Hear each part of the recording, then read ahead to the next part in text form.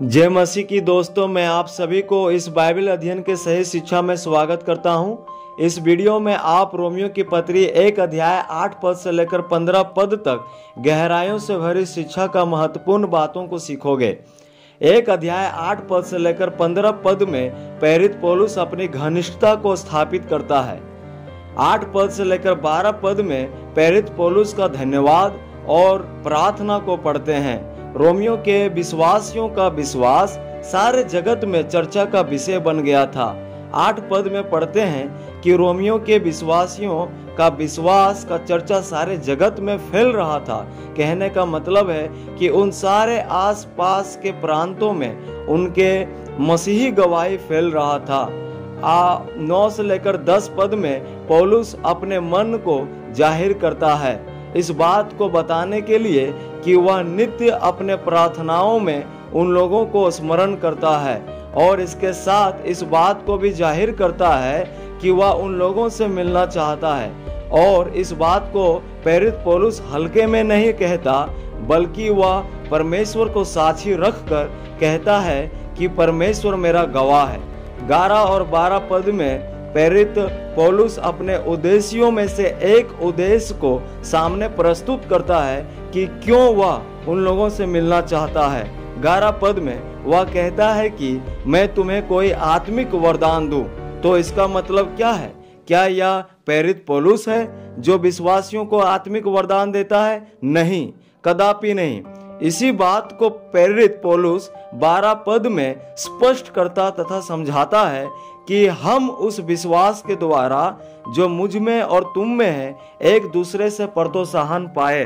मतलब प्रेरित पौलुस का कहने का अर्थ है कि जो आत्मिक वरदान तुम लोगों ने पवित्र आत्मा से पाए हैं, उसी आत्मिक वरदान को मैं पहचान करा सकूं, ताकि एक दूसरे की सेवा से हम सब प्रोत्साहित हो सके। 13 पद से लेकर 15 पद तक प्रेरित पौलुस एक स्पष्टीकरण करता है कि क्यों वह अब तक रोम नहीं जा सका। 13 पद में वह कहता है कि रोका गया।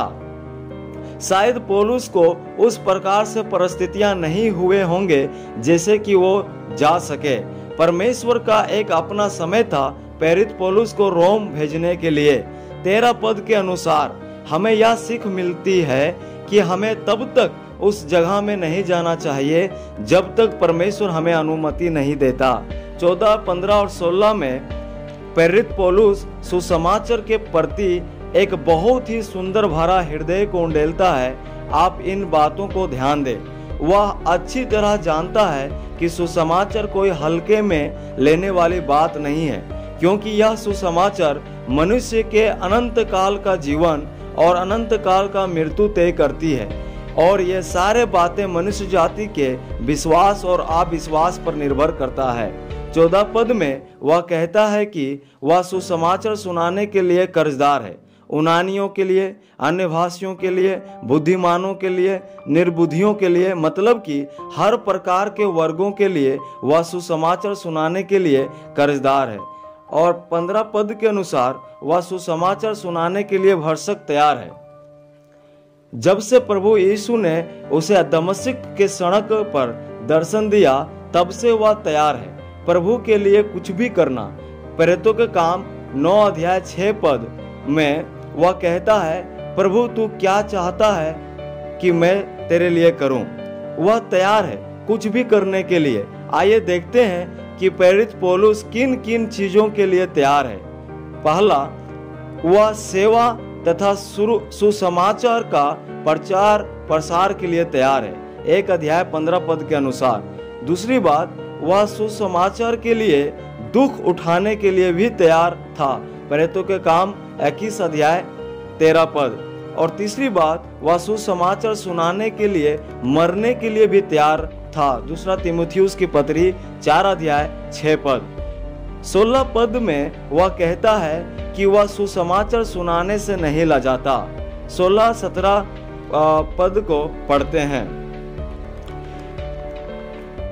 16 पद, क्योंकि मैं सुसमाचार से नहीं लजाता, इसलिए कि वह हर एक विश्वास करने वाले के लिए, पहले तो यहूदी फिर यूनानी के लिए उद्धार के निमित्त परमेश्वर की सामर्थ्य है, क्योंकि उसमें परमेश्वर की धार्मिकता विश्वास से और विश्वास के लिए प्रकट होती है। जैसा लिखा है, विश्वास से धर्मी जन जीवित रहेगा।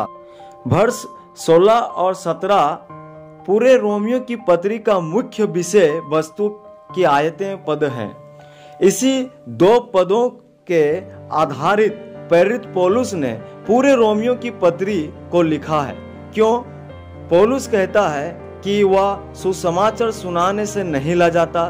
तो आइए हम सुसमाचार पर एक संक्षिप्त में इसके मूल्य विषय पर चर्चा करते हैं। आइए जानते हैं कि सुसमाचार का स्वभाव क्या है।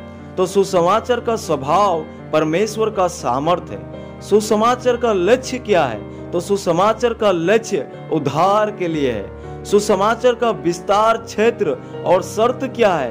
तो इसका विस्तार क्षेत्र और शर्त यह है कि हर एक विश्वास करने वालों के लिए सुसमाचार का ऐतिहासिक प्रारूप क्या है?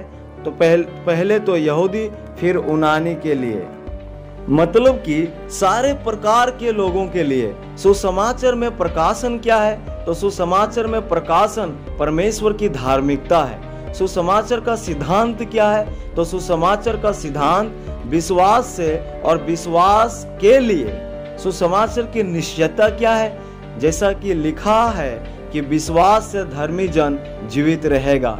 यही कारण है कि प्रेरित पौलुस सुसमाचार पर गर्व करता है, क्योंकि मनुष्य जाति कुछ भी कर ले, चाहे कितनी भी व्यवस्था तथा रीति विधि और कर्म कर ले, वह उद्धार अर्थात पापों से क्षमा नहीं प्राप्त कर सकता। सिर्फ सुसमाचार पर विश्वास तथा संपूर्ण मन फिराव से ही एक व्यक्ति उद्धार प्राप्त कर सकता है। यही मूल्य विषय को प्रेरित पौलुस विस्तार पूर्वक इस किताब में उल्लेखित करता है। आप इस बाइबल अध्ययन में अंत तक बने रहें, इसके लिए बहुत बहुत धन्यवाद। आपको प्रभु आशीष दे। फिर मिलते हैं अगला वीडियो में। तब तक प्रभु यीशु मसीह में मेरा आप सभी को नमस्कार। जय मसीह की।